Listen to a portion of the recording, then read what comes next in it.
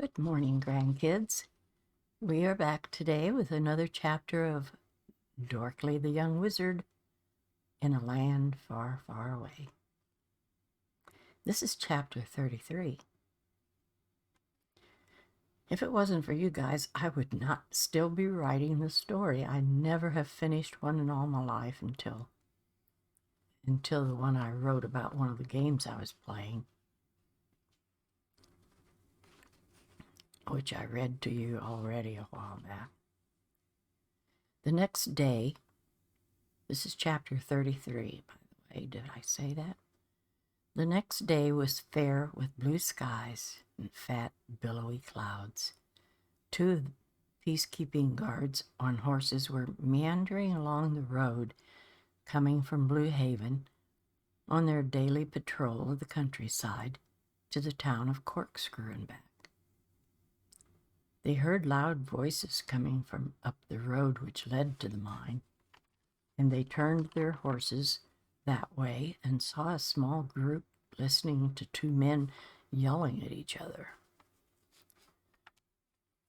The guards decided that one of them should go back and bring General Bannister. The other one dismounted and pushed his way through the small crowd. As the people became aware of them, they started heading down the road toward the village, and the others headed into the mine to go to work. A few lingered to see what was going to happen. One of the angry men was yelling about the king's son killing his brother's whore. The other man was the girl's father and was yelling that the man deserved killing. "And so do you," he yelled.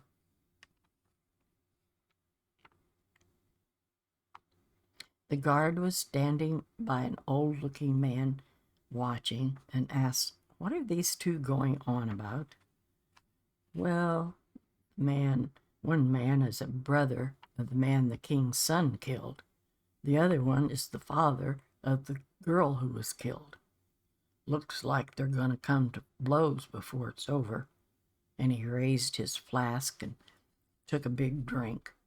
"Haven't got to watch anyone brawling for a while," he said, wiping his mouth on the long sleeve of his shirt. "They've been going round and round. Just drunk, maybe. Or maybe I am," he said with glazed eyes. The guard shook his head. "Well, you won't be watching this one either." And he started toward the two angry men. The guard was a large, burly man, and he grabbed both of them by an arm and said, "All right, break it up, guys. Don't you have jobs to get on to? Cut the crap and get to it before you get in trouble with me, 'cause I don't think you'd like that." The one man started trying to shake loose, saying, "I'm going up there and kill that Dermis." "No, you're not," the guard said, "'cause you're going to be in jail." "I'm not going to no jail," the man yelled.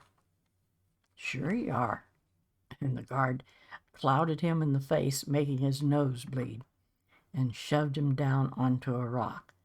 "Now sit there like a good boy until I get some more guards here to haul your stupid butt to jail." Then he turned to the other man. "You're Mandy's father?" he asked. "Yes, sir, I am. Was." And he hung his head. "Well, I'm sorry about what happened, but her death was an accident. She was just there in the way. Go on to work or wherever. I'm taking this one here to jail. If you don't want to go too, then go on about your business." The man walked to the mine entrance, muttering something to the man sitting on the rock that the guard had put down as he passed him by. About that time, General Bannister rode up with a couple of other guards and took charge. Looking at the man with the bloody nose, he said, "Stand up." When the man shambled up to his feet, Bannister got a rope, tied his wrists together. "Hey, Boner," one of the guards yelled. "Want to have a little fun with him first?" Nah, but if he has a sister, I might think about that. And he laughed as the man glared at him and struggled to get free. Bonester just laughed again and said, "What's your name?" The man continued to glare at him, but finally said, "Parker." Bonester said, "Well, Parker, we're taking a ride up to the court and see what the king has to say. Then I'm throwing your stupid behind into a cell that only has a pile of straw on one side of the floor and a smelly bucket on the other side." And he grinned as he got the guy up on the horse in front of him, and he and the other guards rode off. Later, in the courtroom, the king was listening to the requests from a few citizens, with Dorky and Dupree standing on either side of him. When the doors opened, several guards stood there, holding up a man between them. Not knowing what this was about, Conley had citizens escorted out a side door and motioned Bonester forward. Bonester dropped to a knee and right back up and said, "We were sent for by the road patrol to see about a fight at the mine, and this is the culprit. Since he is the brother of the man who snatched Mandy and was killed, I thought I'd bring him to you instead of just beating the crap out of him." And he grinned widely.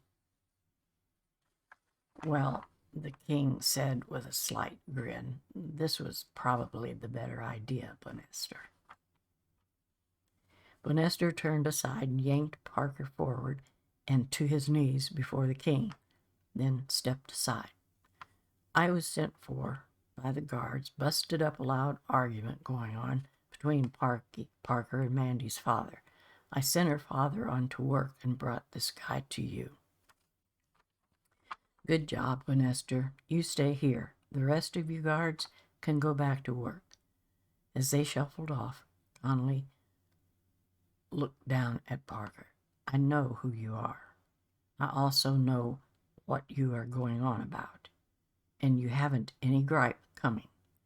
Your brother was in the wrong, and I might add, deserved what he got. Now, I acknowledge to you that my son was in a rage and was out of control. He took justice into his own hands. I am sentencing him in my own way. I am the king, and this is my kingdom, and I can do as I wish. But my son is being sentenced. Now," and he looked up at Bonester, "General Bonester, take this piece of crap to a cell." And then he looked at Parker and said, "After some time spent in there, I don't want to hear of any trouble from you or see your face again. Otherwise, I will have far worse plans for you." He nodded his head at Bonester and watched him turn and drag Parker out the doors. Then King Conley dropped his eyes and thought about his son Dermis. Sorrow was in his heart, but under the circumstances, he would probably have done the same thing. But still, it was murder, and still, he could not execute that type of judgment. Exiling him from the country was all that he would allow himself to do. He sat there with a sorrowful heart. And that's the end of this chapter for today. And I will see you all again next Friday for the next chapter and see what's going to happen then. So bye-bye, grandkids.